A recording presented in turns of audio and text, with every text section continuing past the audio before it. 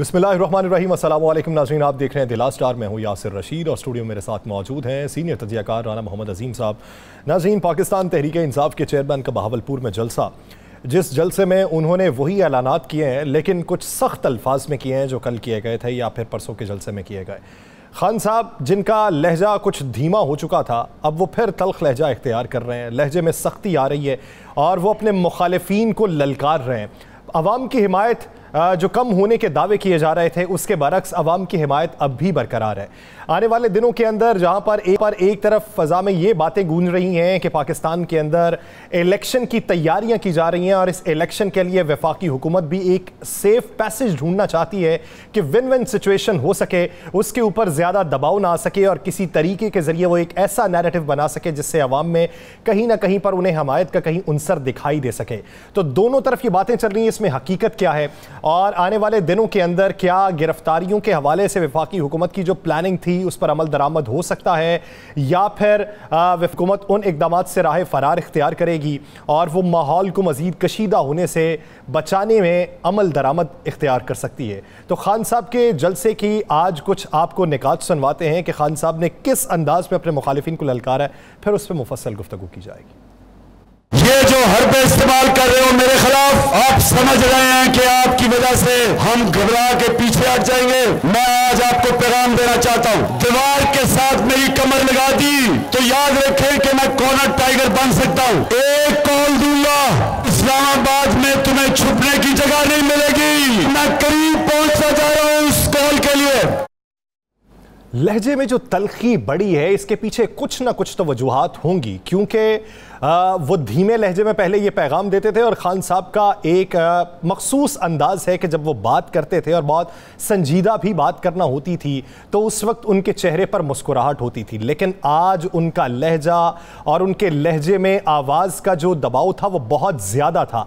इसके पीछे असल मुहर्रिकात क्या है, खान साहब राना साहब से जानते हैं। राना साहब, क्या समझते हैं कि खान साहब ने इस वक्त जो लहजा इख्तियार किया है उस लहजे में जो वो इस्लामाबाद का तज़किरा बार बार कर रहे हैं हर जलसे के अंदर, क्या वो कॉल देंगे या फिर ये कोई पत्ता है? बिस्मिल्लाहिर्रहमानिर्रहीम। अस्सलातु वस्सलामु अलैका या सय्यदी या रसूल अल्लाह, अस्सलातु वस्सलामु अलैका या सय्यदी या हबीब अल्लाह। या सर, दो चीज़ें जहन में रख लें। खान साहब हर उस बात से आगाह हैं जो इनके ख़िलाफ़ जहाँ पर जिस जगह बैठ के साजिश हो रही है। खान साहब की गिरफ़्तारी, खान साहब की नाहली, पंजाब हुकूमत के अंदर शब खून मारने व KP के हुकूमत के अंदर शब खून मारने के लिए कुछ मीटिंग्स हो रही हैं। उन मीटिंग्स में PDM के 3 बड़े सर जोड़ कर बैठते हैं और बैठकर वहाँ पर सारी गुफ्तगू शनीद हो रही है। किसने कहाँ पर किससे क्या मदद लेनी है उस हवाले से वो डिस्कस हो रहा है।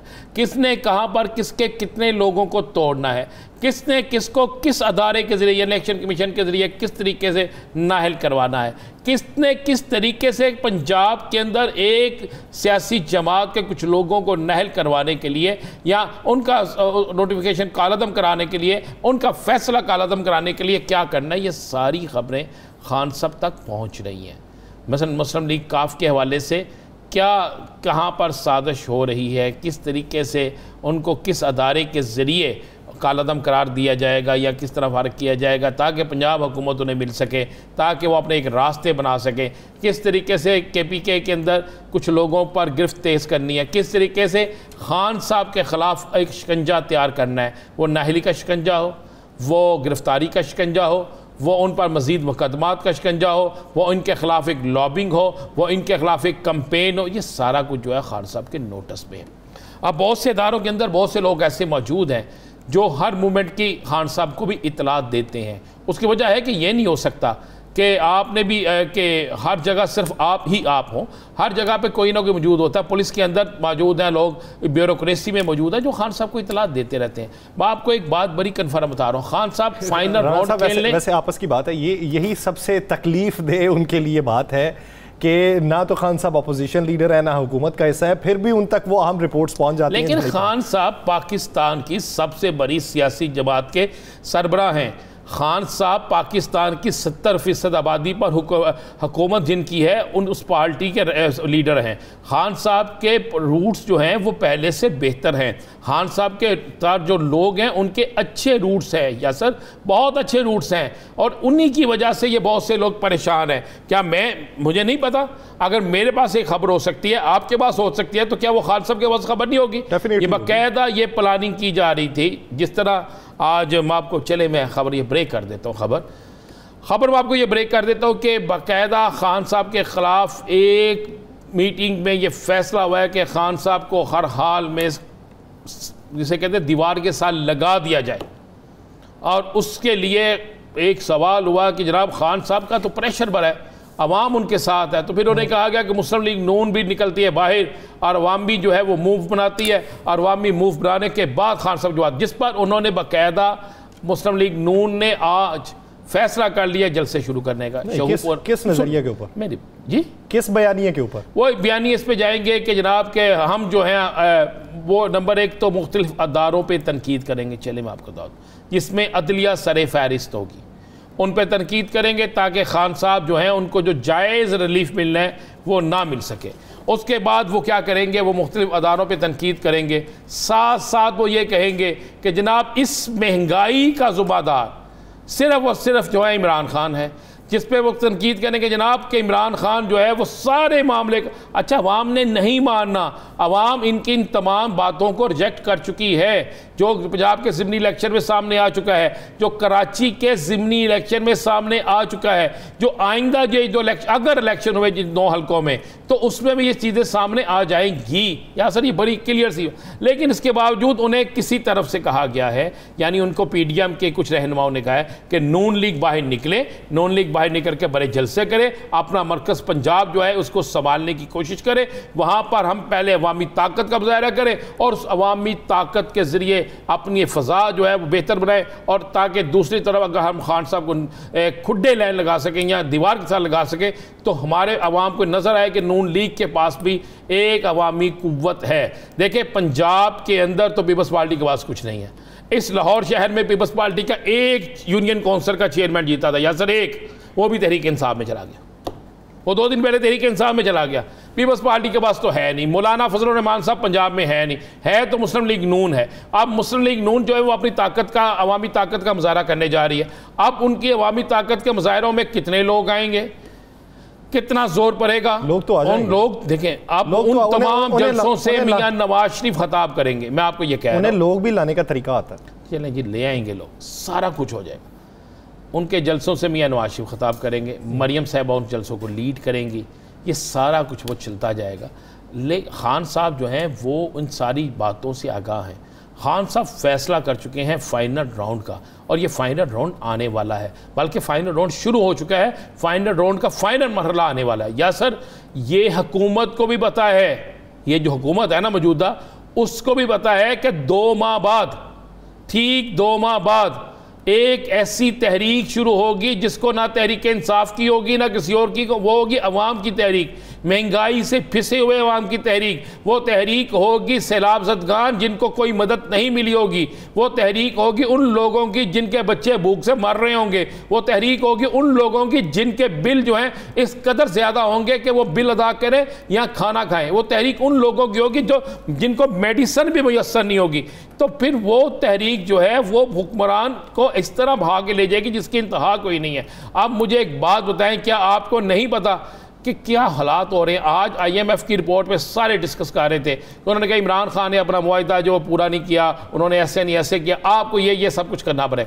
अगर IMF के मुताबिक ये सब कुछ करते हैं और उसके बाद आप समझते हैं कि कोई एक रास्ता ऐसा बचता है कि जिससे महंगाई रुक सके? अगर यूरोप जैसे मुल्क में महंगाई होने जा रही है, ममालिक में यूरोप के ममालिक में महंगाई होने जा रही है, बरतानिया के अंदर यह सूरत हाल पैदा हो चुकी है, तो आप किस तरह समझते हैं कि पाकिस्तान के अंदर यह सूरत हाल पैदा नहीं हो? और हुकूमत को पता है कि आज, हुक्मरानों को पता है कि आज अगर हमें कोई 20-25% वोट मिल सकेंगे तो 2 माह बाद तो हमें यह भी नहीं मिलेंगे, फिर लोग घेराव करेंगे, जलाओ करेंगे, पथराव करेंगे। 20-25% मिल जाए राना साहब, बहुत टर्न आउट। भाई 11 जमातें मिलकर अगर 20-25% नहीं ले सकती तो यासर साहब फिर तो सियासत ख़त्म हो गई ना। ये तो भाई कराची में नहीं मिल सके। जी कराची में नहीं मिल सके, मैं कह रहा हूँ एक ज़िमनी इलेक्शन था ना उसमें तो हो गया, अब तो ये पूरा जोर लगाएंगे ना। अच्छा, पूरा जोर लगाएंगे। ये मंजर आम से हमारे मोहतरम मियाँ मोहम्मद हमजा शहबाज शरीफ साहब गायब हैं, वो किधर हैं? आ गए एक्टिव हो गए हैं। अच्छा जी, मैं चलें आपको ये बता दूँ, हमजा शहबाज शरीफ साहब एक्टिव हो गए हैं इसलिए कि उन्हें नज़र आ गया कि अगर मैं मंजर से गायब रहा तो मेरी जगह जिसने लेनी है वो ले लेंगे। हमजा साहब आ गए हैं, हमजा साहब जलसे करेंगे, हमजा साहब जुलूस करेंगे, हर जलसे में हमजा साहब जाएंगे, हमजा साहब अपनी टीम को मुतहर्रिक करेंगे। इसलिए कि अब लड़ाई सियासी तो एक तरफ, लेकिन अपने आप को मनाने की लड़ाई भी तो है ना। ये ना हो कि उनकी जगह उन्हीं के ख़ानदान से कोई और ले जाए। तो लिहाजा यासर आप भी चस्का लेते हैं ना पूरा। तो असल तो बात यह है कि भाई जी वो मालूमात चाह रहा हूँ मैं, मालूमात ये है कि जनाब वज़ीर आला रहे, देखें वो आ गए हैं, आगे एक्टिव हो गए हैं और अपना रोल अदा करेंगे। मानना चाहिए हमें हमजा के साथ भी एक पूरा ग्रुप मौजूद है और मरियम साहबा जो है वो कोई शक नहीं कि आवाम को वो इकट्ठा कर लेती हैं। लेकिन इस वक्त का जो मूवमेंट है यासर, सारी जमातें मिलकर जोर लगा लें, सारी जमातें पूरा जोर लगा लें।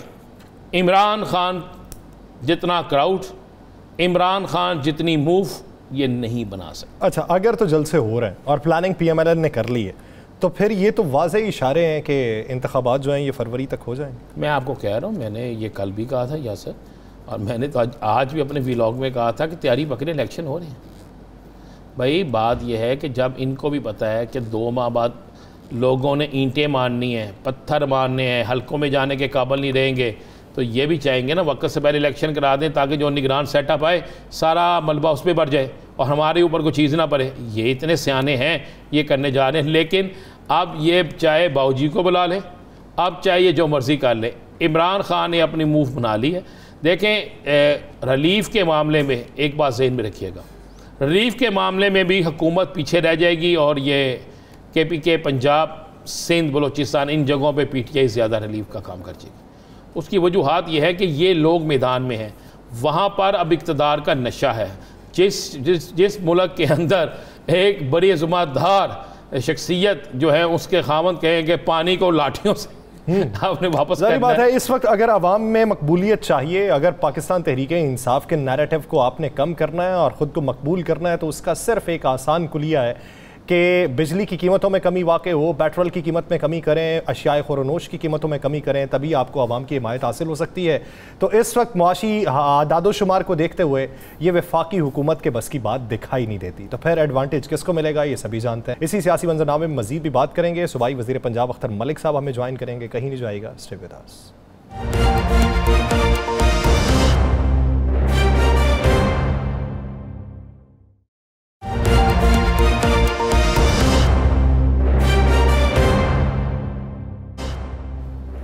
ब्रेक के बाद खुशामदीद नाज़रीन। ब्रेक से पहले हम पाकिस्तानी सियासत का अहाता कर चुके हैं, इस बात पे मुफस्सल गुफ्तगू भी कर चुके हैं कि पाकिस्तानी सियासत आने वाले दिनों के अंदर किस हद तक मज़ीद गर्म हो सकती है, फ़ज़ा जो है साजगार किस तरीके से हो सकती है, आवाम का जो जम्मे गफ़ीर है इसे किस तरीके से कंट्रोल किया जा सकता है और आवाम को मुतमईन किस तरीके से किया जा सकता है।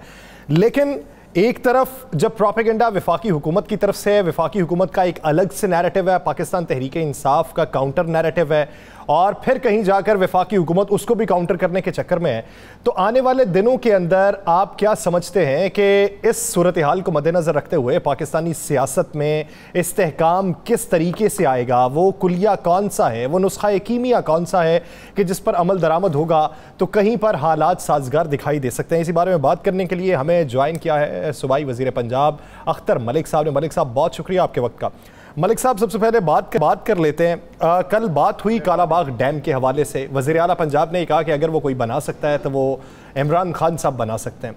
आज उसके ऊपर मज़ीद सियासत हो रही है, सिंध के अंदर से आवाज़ें आना शुरू हो गई हैं कि 3 सूबे जिस डैम के ऊपर इख्तलाफ कर चुके हैं वो आप बनाने की कैसे बात कर सकते हैं, आपकी पार्टी तो इंतशार फैला रही। देखिए मैं एक तो आपका शुक्रिया अदा करते हुए आपके मौका दिया मुझे। कालाबाग डैम जो पाकिस्तान के फ्यूचर का एक बहुत ही गोल्डन वो आप समझते हैं प्रोजेक्ट था, और ये आज जिन सूबों को सैलाब की तबाहकारियों का सामना करना पड़ रहा है, वो अगर काला बाग डैम बना होता तो ये चीज़ें आपको देखने में ना मिलती। आपने देखा होगा कि ये वली खान और उनके जो सारे साथी थे, असफंद यार, वो कहते थे कि over my dead body supreme court जो मर्जी करे, हम काला बाग डैम नहीं बनने देंगे। आप देखें कितना वहाँ पे KPK में लॉस हुआ, जानी नुकसान हुआ, माली नुकसान हुआ, इंफ्रास्ट्रक्चर तबाह हो गया।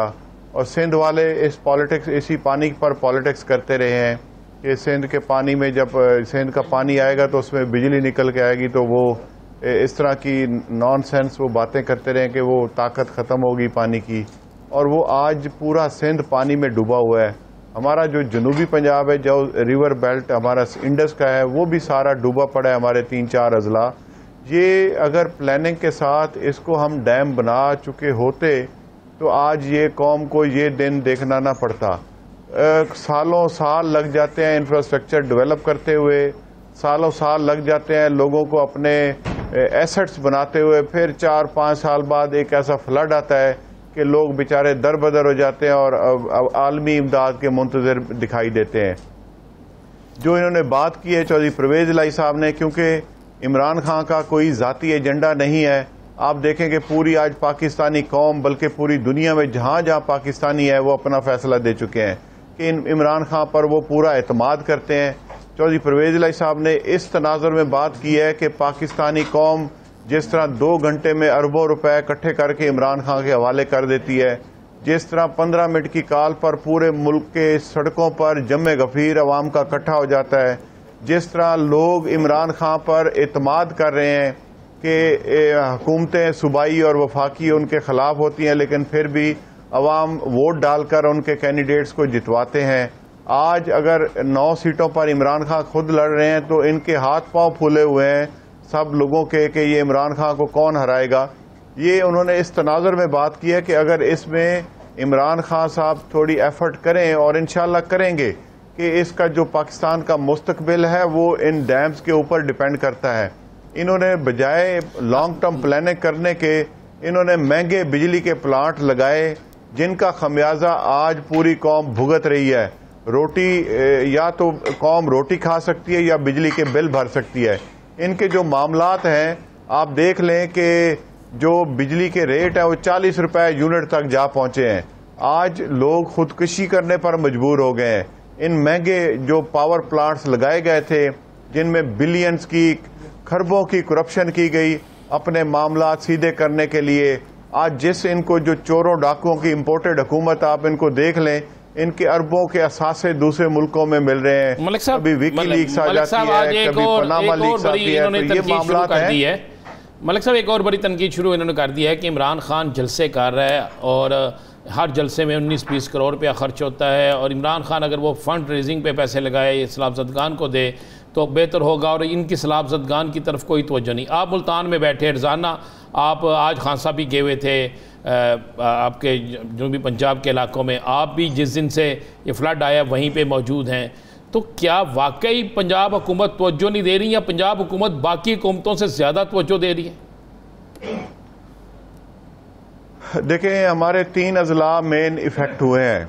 एक हमारा लिया इफेक्ट हुआ है, लेकिन शुक्र अल्लाह पाक का कि वहाँ पे कोई जानी माली नुकसान ज़्यादा नहीं हुआ। हमारा दूसरा DG खां था और तीसरा राजनपुर था। पूरी पंजाब हुकूमत की मशीनरी वहाँ पर मौजूद है। मैं खुद भी कई चक्कर लगा कर आया हूँ। हमारा हेल्थ डिपार्टमेंट की मेडिसिन मौजूद है, हमारे डॉक्टर्स की टीमें मौजूद हैं, पूरी एडमिनिस्ट्रेशन जो डिस्ट्रिक्ट है, प्रोविंशियल है, हमारे सेक्रेटरीज वहाँ उन लोगों को रिलीफ वर्क में मसरूफ़ हैं। उनके जो कैंप्स लगाए गए हैं वहाँ उनको खाना पीने की चीज़ें और सारा चीज़ें हम पहुँचा रहे हैं, मेडिसिन मिल रही हैं। असल में जो एक नुकसान हो चुका है उसको अब टाइम लगेगा उसको दोबारा अपनी पोजीशन में आने के लिए। हुकूमत पंजाब ने तमाम वसाइल का जो रुख है वो जो इफ़ेक्टेड लोग हैं सैलाब से, उनकी तरफ कर दिया हुआ है। और पहला स्टेप होता है, आपको पता है कि जब लोग डिस्प्लेस होते हैं तो उनको हमने रिलीफ देना होता है। वो रिलीफ प्रोसेस मुकम्मल हो गया तकरीबन।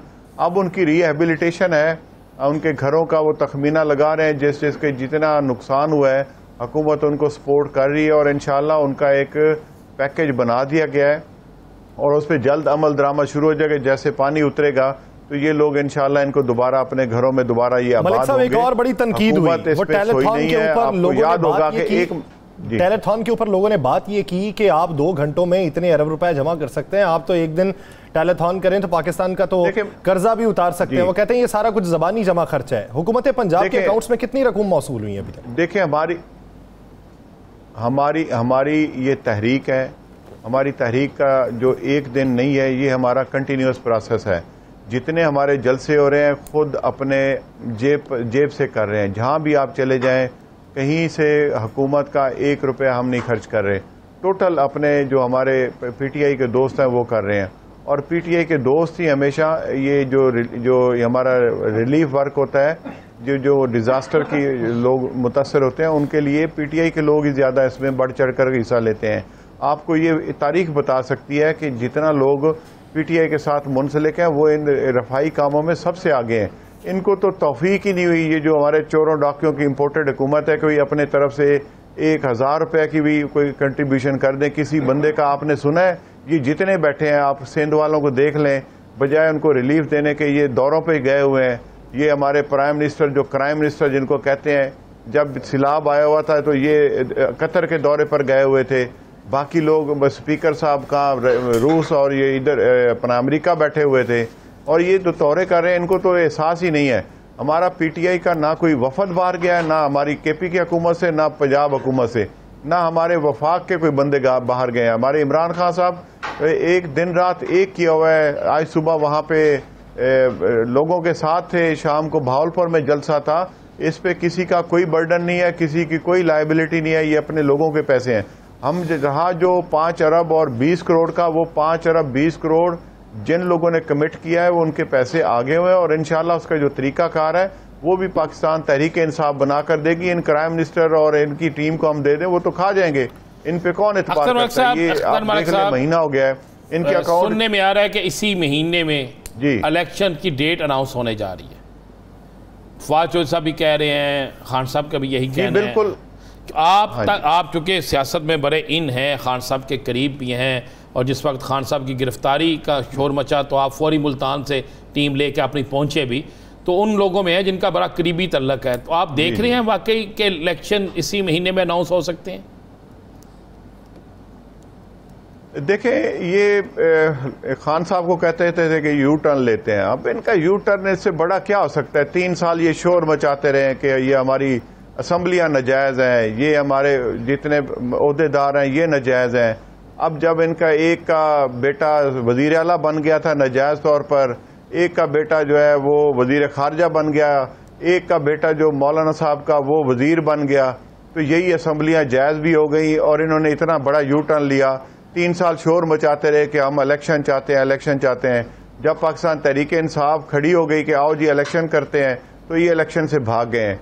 इलेक्शन हम अवाम के पास जाना चाहते हैं।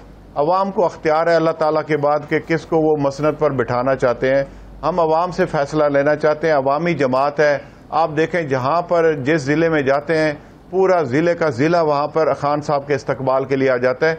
ये गैर मामूली जो शोहरत है पाकिस्तान तहरीक इंसाफ की, उससे ये डरे हुए हैं और भाग रहे हैं। ये कहते थे हमें कि ये पाकिस्तान तहरीक इंसाफ वाले अवाम में जाएं, हेलमेट के बगैर जा नहीं सकेंगे। हम इनको कहते हैं कि आप आए अवाम में, हम भी बैठते हैं और आप भी बैठें। आपने देखा नहीं था एहसन इकबाल के साथ क्या किया मोटरवे पर, कि उन्होंने लोगों ने फवाद चौधरी के साथ सेल्फियां बनाई और इनके साथ तूतकार हो गया। ये लोग इस तरह के लोग हैं जो इनके चेहरे और हैं और इनका अंदर और है। इमरान खान और उसकी पार्टी का एक ही चेहरा है और जो अवाम के मुफाद के लिए कोशिश कर रही है। आप कैबिनेट का भी हिस्सा हैं, ऐसी खबरों में कुछ सदाकत है क्या? कोई मंजरनामा देखा है, ऐसी हलचल देखी है आपने? मैं नहीं समझता हूं कि ये हमेशा चोर रास्ते से आते हैं, और ये जो जितने लोग बैठे हैं या किसी के कंधों पर आते हैं या चोर रास्ते से आते हैं। इनके चोर रास्ते अवाम ने भी देख लिए हैं, मीडिया ने भी देख लिए हैं और पूरी दुनिया ने देख लिया। अब जितने मर्जी चोर रास्तों से निकलने की कोशिश करें, इनको मौका नहीं मिलेगा। जो ये हमजा वाला इलेक्शन था जिस पे पूरी दुनिया में जग हसाई हुई, 3 महीने आपने पंजाब में ना कानून देखा, ना ज़ाब्ता देखा, ना कोई अखलाकियात थी। जो ये चाहते थे बादशाह के तौर पर ये करते रहे, लेकिन अल्लाह ताला की तरफ से जो खुदा की लाठी जो है ना वो बेआवाज होती है, ऐसी आई कि अब ये मुंह छुपाते फिरते हैं। और जितने उन्होंने गैर कानूनी काम इन 3 महीनों में कर लिए वो शायद इन्होंने पिछले 30 साल में ना किया हो। ये तो हर चीज को देखते हैं कि किस में हमें प्रॉफिट होता है, किस चीज में हम अपनी बैंक बैलेंस बढ़ा सकते हैं, किस चीज में हम मुल्क से लूट कर पैसा बाहर ले जा सकते हैं। ये टोटली एक्सपोज हो गए हैं। हम चाहते हैं कि साफ शफाफ इलेक्शन हो और न्यूट्रल अंपायर की मौजूदगी में हो। अवाम को अख्तियार दें, जिसके पास अख्तियार है कि जिसको ये मसनत पर बिठाना चाहते हैं अल्लाह ताला की मेहरबानी के बाद, तो ये उनको देना चाहिए और उन्हीं का अख्तियार है। और इंशाअल्लाह में इलेक्शन हो रहा है, कौन जीत रहा है? में कामयाब होंगे। मुल्तान का इलेक्शन कौन जीत रहा? बड़ा मैं इंशाअल्लाह, क्योंकि मेरा हल्का उसी हल्के में आता है जहाँ पे MNA हमारी मोहतरमा बहन लड़ रही है मेहरबानो कुरैशी साहबा। तो इंशाअल्लाह जिस तरह पूरे पाकिस्तान में कराची के लोगों ने फैसला किया है, आपने देखा ये 13 पार्टियां इकट्ठी थी, मिलकर 1-1 हज़ार वोट भी नहीं ले सके। 13 पार्टियां यहाँ भी इकट्ठी हैं, सारा जो जितने भी ये बड़े बड़े वो नाम वाले लोग हैं इकट्ठे हैं। लेकिन मुझे अल्लाह ताला से 100%, 110% यकीन है, उम्मीद है कि इंशाअल्लाह पाकिस्तान तहरीक इंसाफ जीतेगी और इमरान खान जीतेंगे। जी अच्छा मलिक साहब, पहले इतलात ये थी कि बतौर वजीर आजम प्रोटोकॉल जो शहबाज शरीफ साहब को दिया जाना है सिर्फ वही रहेगा, रायबंद में मजीद प्रोटोकॉल नहीं लगेगा, सिक्योरिटी नहीं फराहम की जाएगी। मरियम नवाज साहिबा 63 गाड़ियों के साथ जनूबी पंजाब के दौरे पर निकली। ये तमाम प्रोटोकॉल पंजाब हुकूमत ने दिया या फिर वफाकी हुकूमत की तरफ से मिला हुआ है? देखिए, जो हमारा रूटीन का होता है डिस्ट्रिक्ट इंतजामिया साथ होती है, लेकिन ये ज़्यादा अपना वफाक से लेकर आए हुए हैं। और आपने देखा जब लइये में ये बेचारे गरीबों को सारा दिन बिठाए रखा, एक खातून की वीडियो लीक हुई थी, शायद आपने देखी हो, कि वो कहती है कि सारा दिन हमें भूखा प्यासा बिठाए रखा, फ़ोटो बनवाया और 1 प्लेट चावल तक नहीं दी, हम भूखे प्यासे शाम को वापस चले गए। ये सिर्फ इनके ढंगोसले हैं, लोगों को बहकाने के, लोगों को मिसगाइड करने के, लोगों की मजबूरियों से नाजायज फ़ायदा उठाने के। तो मैं समझता हूँ कि ये बुरी तरह एक्सपोज हो चुके हैं। इनका कोई मुझे मुस्तकबिल नहीं नज़र आता। मैं इनको एक मशवरा दूंगा कि अल्लाह ताला के हजूर जाकर ये अपने गुनाहों की माफ़िया मांगे और नेक नियति से अगर पब्लिक के साथ सिंसियर होकर आते हैं तो शायद पब्लिक इनकी नेक नियति के साथ अगर आवाम से संजीदगी का इजहार किया जाता है तभी बेहतर सियासत की जा सकती है और तभी अवामियत भी हासिल की जा सकती है। बहुत शुक्रिया अख्तर मलिक साहब इस हवाले से अपना वक्त देने के लिए। नाज़रीन, इसी सियासी मंजरनामे में मजीद भी बात करेंगे, लेकिन एक शॉर्ट ब्रेक के बाद कहीं नहीं जाएगा। Stay with us.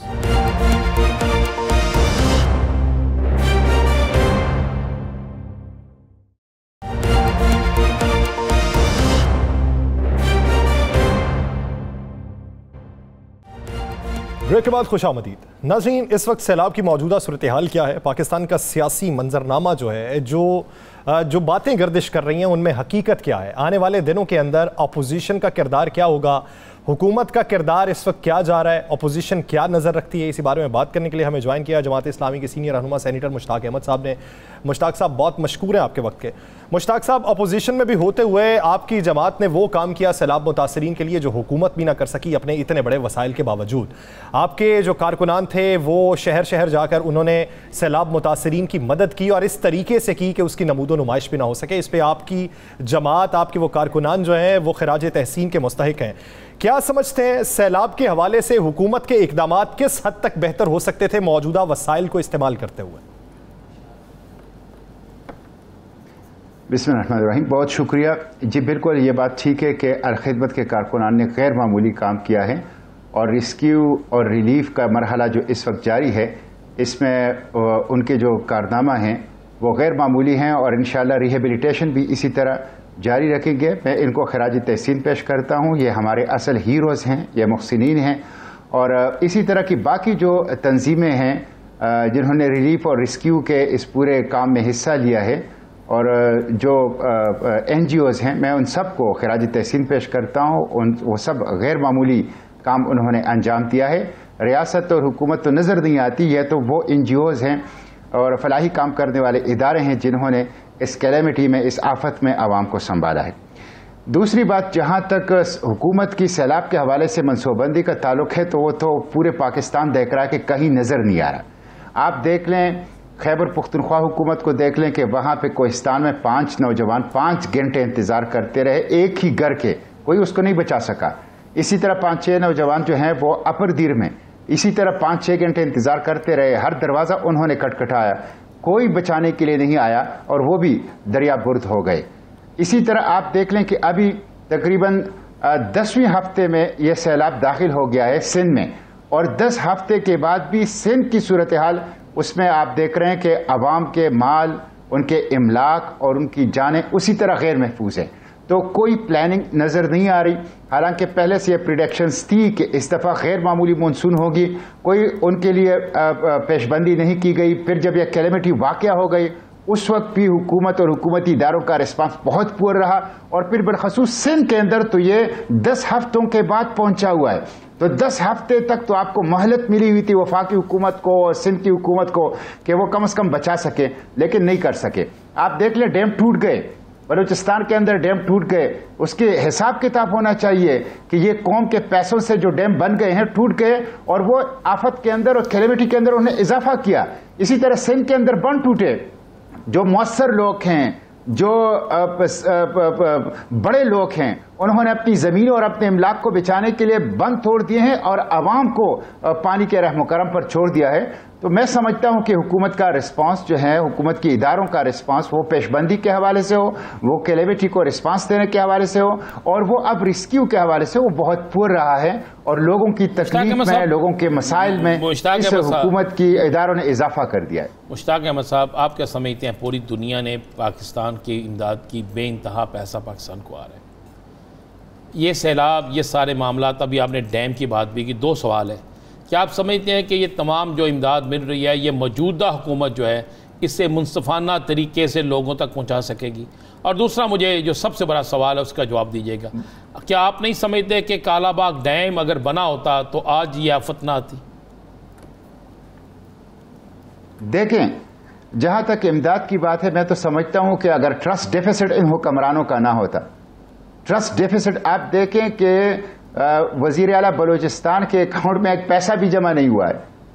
Trust deficit अगर इन हुक्मरानों का ना होता तो मुल्क के अंदर इतना पैसा पड़ा है, हमारे लोग इतने ज्यादा खैरात करने वाले हैं, इतनी ज्यादा गैरत करने वाले हैं अपनी मिट्टी के ऊपर, वो बहुत कुछ दे सकते हैं जब अलखिदमत को दे सकते हैं। आप देखें इस वक्त 600 करोड़ रुपए का इमदाद 2 साल पहले, 2 दिन पहले तक हम तकसीम कर चुके हैं, यानी अभी 2 दिन पहले तक 6 अरब रुपए का रिस्क्यू और रिलीफ का हम सामान जो है वो तकसीम कर चुके हैं। तो अगर आप हमें अलखिदमत को इतना दे सकते हैं तो हुकूमत को क्यों नहीं दे सकते? लेकिन ट्रस्ट डेफिसिट है, नंबर 1। नंबर 2, जो बैरून मुल्क से इमदाद आ रही है, खा वो यूरोपीय यूनियन है, खा वो OIC है, खा वो इंटरनेशनल डोनर एजेंसीज हैं, मैं समझता हूं हुकूमत को उसके लिए एक इम्पार्शियल और ट्रांसपेरेंट वो प्रोसीजर बनाना चाहिए, और उसे अपने MPAs और MNS के हवाले नहीं करनी चाहिए।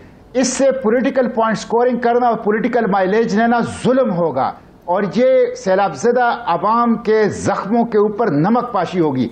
इसलिए डिप्टी कमिश्नर की सरबराही में हर जिले में एक ऐसी कमेटी बनाई जाए जिसमें तमाम पॉलिटिकल पार्टीज और तमाम NGOs के नुमाइंदे हों, और वो ट्रांसपेरेंट अंदाज से मेरिट की बुनियाद पर ये जो रिलीफ और रिहेबिलिटेशन का काम है ये कर सकें, वरना इसके अंदर करप्शन होगा जिस तरह कोविड के अंदर हुआ है, और ये जो मुस्तहिकीन तक ये सामान जो है वो नहीं पहुंच पाएगा। जहां तक आपने कालाबाग डैम की बात की है, देखिए मौजूदा सैलाब की जो नेचर है, आप देखें कि ये सैलाब कहां से आया है।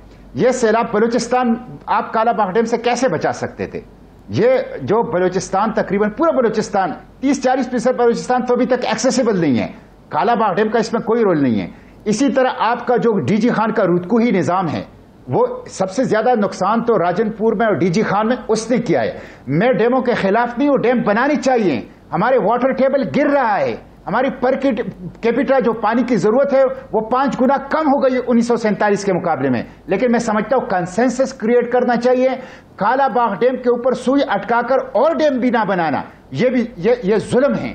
आप दूसरे डैम भी बनाएं और आप वो तमाम डैम बनाएं जिसके ऊपर चारों सूबों की कंसेंसस हो, मिली यकजहती और कौमी इत्तेफाक की राय वो सबसे ज्यादा मुकद्दम है, उसको हासिल करें। और उसको हासिल करने के बाद जितने भी डैम हैं वो बनानी चाहिए। अभी तक नहीं बनाए, क्रिमिनल नेग्लिजेंस है और मुजरिम है वो लोग जिन्होंने नहीं बनाए। आप देख लें, ये जो कोयला की बुनियाद पर आपने बिजली के कारखाने लगाए हैं जो इस वक्त 40 रुपए यूनिट लोगों को मिल रहे हैं। आपने खैबर पुख्तनख्वा के हाइडल पोटेंशियल को इस्तेमाल नहीं किया और आपने सीपैक के अंदर वो कोल बेस्ड प्लांट लगाए बिजली के, जिसकी वजह से पॉल्यूशन भी होता है और जिसकी वजह से आज 40 रुपए यूनिट जो है वो उससे मिल रहा है। आपने आईपीपीस को, आपने आरएलएनजी को, आपने उसको मौका दिया और आपने हाइडल जो पोटेंशियल है खैबर पुख्तनख्वा उसको इस्तेमाल नहीं किया। तो मैं समझता हूं बिल्कुल करना चाहिए, अभी तक नहीं हुआ है, डैम नहीं बने हैं, तो यह क्रिमिनल नेग्लिजेंस है और उनकी आदत का एहतसाब होना चाहिए।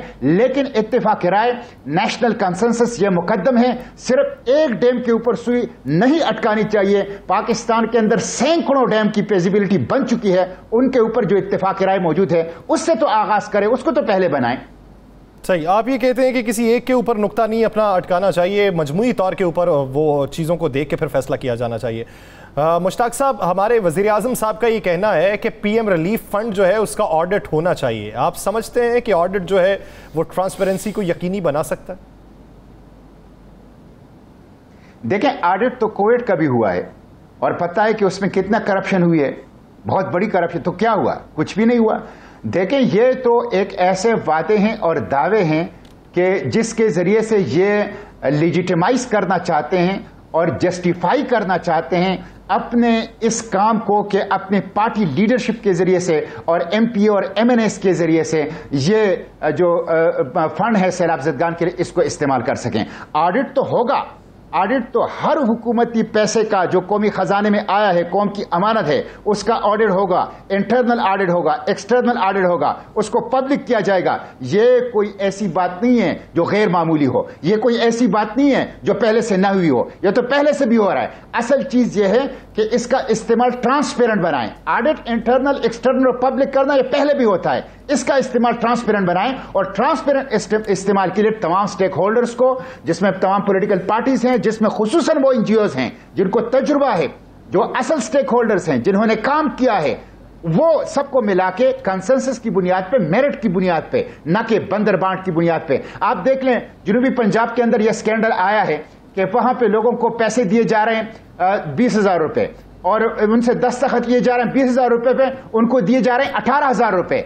अभी से ये माफिया सरगर्म हो चुका है, इसलिए इसका सद्देबाब सिर्फ इसी के जरिए से हो सकता है कि चीजें बरसरी जमीन हो, ट्रांसपेरेंट हो और तमाम स्टेक होल्डर को इन्वॉल्व करके एक कंसेंसस के साथ मेरिट की बुनियाद पर चीजें हों। मुश्ताक अहमद साहब, इमरान खान साहब एक मुतालबा कर रहे हैं बार बार इन हालात में भी कि कबल अज़ वक्त इंतखाबात होने चाहिए, फौरी इंतखाबात का ऐलान करना चाहिए, निगरान सेटअप होना चाहिए। क्या आप उनके इस मुतालबे से इत्फाक करते हैं या आप समझते हैं कि इस मौजूदा सेटअप को ही अपना वक्त पूरा करना चाहिए? देखिए, मैं तो इसके हक में भी नहीं था कि इमरान खान को हुकूमत से हटा दिया जाए। मैं तो उस वक्त भी कहता था और हमारी पार्टी का भी ये मौक़िफ़ था कि उनको 5 साल पूरे करनी चाहिए ताकि दूध का दूध और पानी का पानी हो जाए। लेकिन पीडीएम उनके खिलाफ नो कॉन्फिडेंस ले आई। मैं उस नो कॉन्फिडेंस को एक कॉन्स्टिट्यूशनल प्रोसेस समझता था, वो ठीक था, लेकिन मैं उसूलन इसके हक में नहीं था। अब मैं अर्ली इलेक्शन के हक में नहीं हुआ। इलेक्शन जो इस वक्त जो सैलाब से आपका तकरीबन 70% पाकिस्तान डूबा हुआ है। इस वक्त तो आपको सियासत एक तरफ रखना चाहिए, पॉलिटिकल रिटॉरिक एक तरफ रखना चाहिए, सियासी जो एक इख्तिलाफ है उसको एक तरफ रखना चाहिए। इस वक्त तो आपको मुकाबला करना चाहिए सैलाब ज़दगान की मुसीबतों और तकालीफ को कम करने के लिए और रिलीफ और रेस्क्यू और रिहेबिलिटेशन के काम के लिए, उसके लिए मुकाबला करना चाहिए, बजाय इसके कि इस वक्त अभी कुछ देर पहले आपने बात की कि अतियात हर तरफ से आ जाते हैं। बुनियादी उनसर जो है वो ट्रस्ट डेफिसिट का है। ट्रस्ट डेफिसिट के ऊपर ही पीटीआई, पीएमएलएन और ये मौजूदा जो पीडीएम का इत्तेहाद है इससे छुटकारा चाहती है। ट्रस्ट डेफिसिट के ऊपर ही तो बात हो रही है। आप समझते हैं कि मौजूदा सूरत हाल में जहां पे मुआशी तौर पे महंगाई 47 साल की बुलंद तरीन शरह पे है, इस हुकूमत को वक्त पूरा करना चाहिए?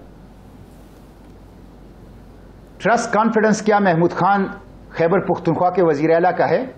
क्या ट्रस्ट कॉन्फिडेंस जो है वो परवेज इलाही का है, जिसके बारे में खुद उनके बयानात रिकॉर्ड के ऊपर मौजूद हैं? क्या खुद इमरान खान की जो 3.5 पौने 4 साल की हुकूमत रही है, क्या उसमें ट्रस्ट डेफिसिट मौजूद नहीं था? बिल्कुल था। ऐसा नहीं है, मैं तो इनके अंदर कोई फर्क नहीं समझता।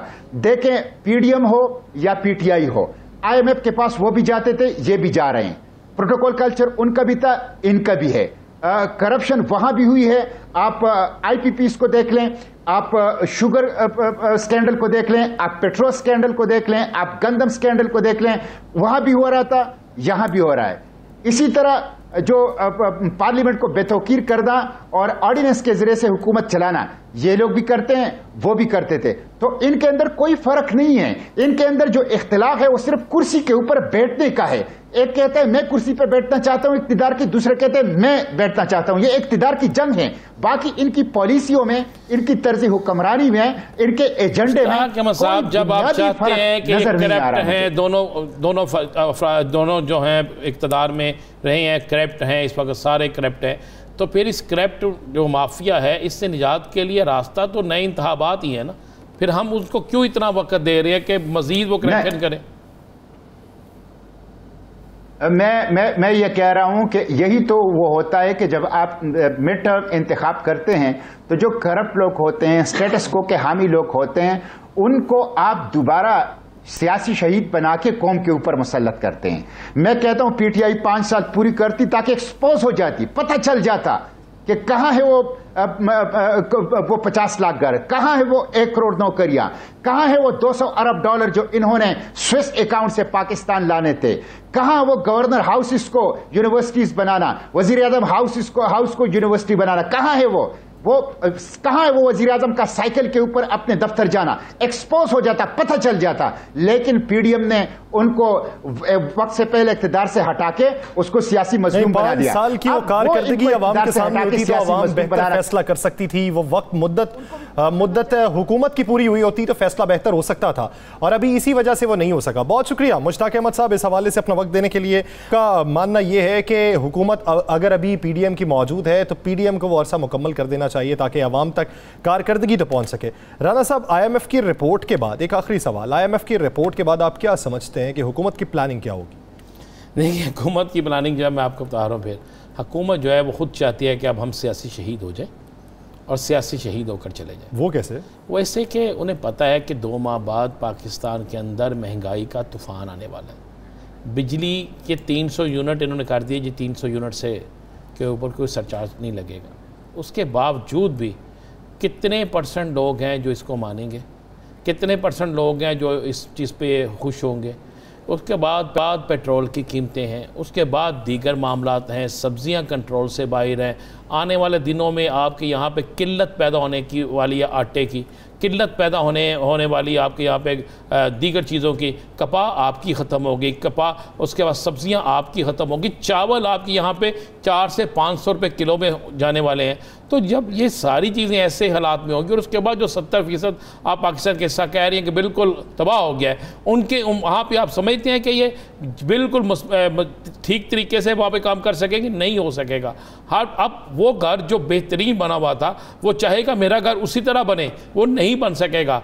लोग चाहेंगे उन्हीं जगहों पे जहाँ पे उन्हें फसलों के पैसे मिलते थे वो मिले, वो नहीं मिल सकेंगे, क्योंकि बहुत सा माफिया, बहुत से लोग वहाँ पे मौजूद होंगे। जिस तरह अभी ये बता रहे हैं कि 20,000 की बजाय 18,000 दे के कह रहे हैं, ये सारा कुछ चलेगा। तो इसका हमाजा भुगतना पड़ेगा हुकूमत को, और जब हुकूमत को ये बताओ कि हमें हमाजा भुगतना पड़ेगा और उसकी गालियां हमें पड़ेंगी, तो वो कोशिश करेंगे वक्त से पहले इलेक्शन हो जाए और 2 या 3 माह वो निगरान सेटअप आ जाए कि सारी जिम्मेदारी उस पर चली जाए, सारी अवाम की नफरत उसकी तरफ कन्वर्ट हो जाए और हम जाकर कहेंगे जनाब हम तो अवाम में आ गए इसलिए कि हम अवाम के साथ हैं। हमारे मुल्क के अंदर देखिए यहाँ सर, हमारे मुल्क के अंदर लोग एक दिन के बाद भूल जाते हैं, एक दिन के बाद भूल जाते हैं, शॉर्ट टर्म मेमोरी है ना, बिल्कुल, और हमारे सियासतदान उसी को कैश करवाते हैं।